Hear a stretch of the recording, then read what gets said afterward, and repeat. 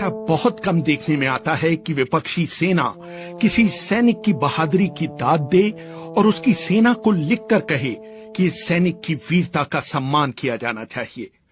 1999 के कारगिल युद्ध में ऐसा ही हुआ, जब टाइगर हिल के मोर्चे पर पाकिस्तानी सेना के कैप्टन कर्नल शेर खान ने इतनी बहादुरी से लड़ाई लड़ी कि भारतीय सेना भी उनके सामने नतमस्तक हो गई। उस लड़ाई को भारत की ओर से कमांड कर रहे ब्रिगेडियर एमपीएस बाजवा याद करते हैं। बाकी सारे काले सलवार कमीज में थे और ये जो है ऑफिसर, मैं कहा ये अफसर होगा क्यों, जो ट्रैक सूट में थे। 2 अफसर थे। बाद में हमें पता चला कि एक मेजर इकबाल है जो कि special service group commando forces का था, और एक था कैप्टन करनाल शेर खान जो कि 12 नलाई का था, वहां से जो 4875 की तरफ से आए थे। और उसने जो लीड किया अटैक को, तीसरी बार वो हमें धकेल के हेलमेट से लेके तो दोबारा इधर इंडिया गेट की तरफ हम पीछे विड्रॉ करना पड़ा, क्योंकि जो हमारे 2 जेसीओज वहाँ खत्म हो गए और ऑफिसर बहुत क्रिटिकली वुंडेड था, इसलिए हमें विड्रॉ करना पड़ा। जो 20 आदमी आगे भेजे थे।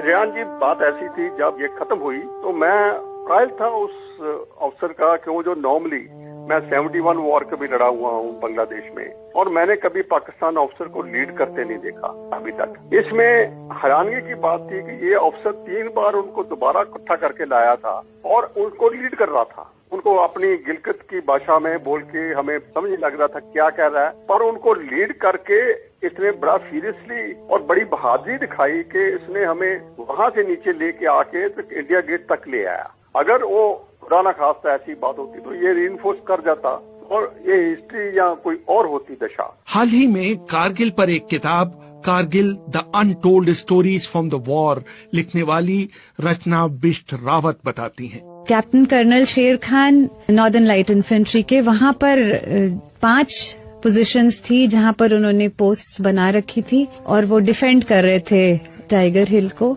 और जितने भी आर्मी के टॉप ब्रास हैं वो सब ओपनली ये कहते हैं कि बहुत मुश्किल था टाइगर हिल को वापस लेना। बहुत बहादुर थे वो और बहुत ही अच्छे सिपाही थे। 8 सिख को टास्क मिला था टाइगर हिल पे अटैक करने का और वो बिल्कुल उनसे हो नहीं पाया, जबकि वो भी बहुत बहादुर सिपाही थे और इन spite of not having winter clothing फिर भी वो अच्छे से लड़े थे। फिर 18 ग्रेनेडियर को भी उस टास्क पे लगा दिया गया। Finally they managed to wrest one of the positions.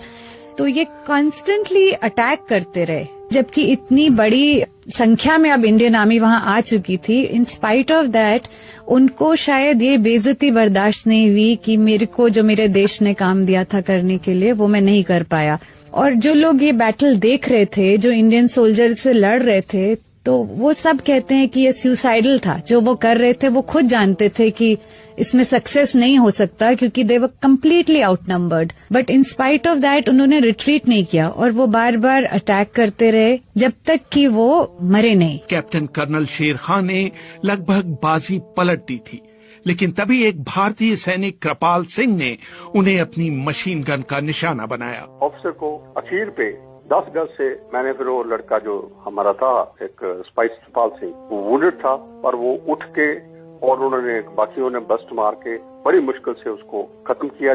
उसी टाइम पर ही वो जो अटैक है पीटर आउट हो गया। पर इसकी बहादुरी देख के मैंने बोला कि जो सिविलियन पोर्टर्स भेज के उसकी बॉडी नीचे मंगवाई, मैं कहा जो वो है ट्रैक सूट वाला, वो जो लड़का सामने लीड कर रहा था, वो कोई भी हो उसको लाओ। को बाकियों को तो दफनाया वहां पर हमने, जितनी भी बॉडीज थी, और इसकी बॉडी स्पेशली नीचे ला के अपने ब्रिगेड हेडक्वार्टर में मैंने रखवाई। उसकी फिर जेब में से हमने लेटर्स वगैरह सारी निकाल के पढ़ी। इससे के पता चला कि हमें कि ये कैप्टन करनाल गिलगित का रहने वाला था, एक गांव का, छोटे से गांव का कैप्टन था वो। मैं यूएस साहब से बात किया, मैं कहा मैं चाहता हूं कि एक चिट में लिख के मैंने इसकी जेब में डाल दिया है कि कैप्टन करनाल शेर Khan of 12 NLI has fought very bravely and he should be given his due for his bravery. तो इतनी चिट लिख के मैंने उनके जेब में डाल दी।